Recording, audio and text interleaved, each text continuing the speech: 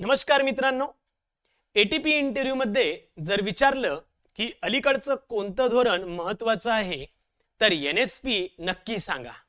हे एकदम अपडेटेड आणि प्रॅक्टिकल उदाहरण आहे। भारत सरकारने तयार केलेल्या नॅशनल स्पॅच्युअल पॉलिसी म्हणजेच एनएसपी बद्दल हे धोरण म्हणजेच भविष्यातील शहर नियोजनाची एक नवीन दिशा आहे। याचं वैशिष्ट्य म्हणजे हे धोरण जपानच्या मॉडेलवर आधारित आहे। भारतामध्ये शहरीकरण झपाट्याने वाढत आहे। 2035 पर्यंत जवळपास 60 कोटी लोक शहरामध्ये राहतील। त्यामुळे गृहनिर्माण, वाहतूक, रोजगार, पर्यावरण यांचं संतुलन राखणं ही मोठी गरज आहे। यासाठी सरकारने एनएसपी आणण्याचा निर्णय घेतला आहे। जपानने 1960 पासून एनएसपी प्लान तयार केले।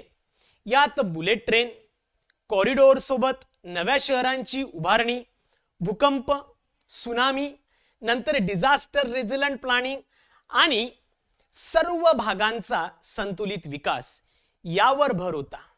याच गोष्टी आता भारतात लागू केल्या जाणार आहेत। भारतातील एनएसपी ची काही महत्त्वाची उद्दिष्टे अशी आहे। एक म्हणजे बॅलन्स डेव्हलपमेंट म्हणजेच ग्रामीण आणि शहरी भागातील तफावत कमी करणे।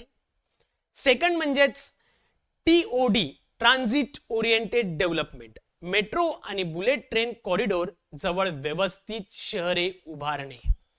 थर्ड म्हणजे इकॉनॉमिक ग्रोथ कॉरिडॉर, उद्योग आणि आयटी पार्क्स यांना जोडणारी नवीन शहरे।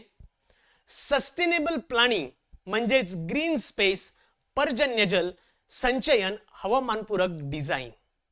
आणि लास्ट डिझास्टर रेझिलियन्स म्हणजेच पूर, उष्णता, भूकंप यांचा सामना करणारे शहरे।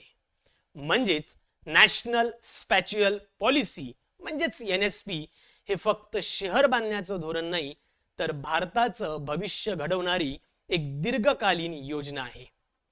अशाच महत्त्वपूर्ण अपडेट्ससाठी चॅनलला सबस्क्राइब करा आणि मित्रांसोबत शेअर सुद्धा करा।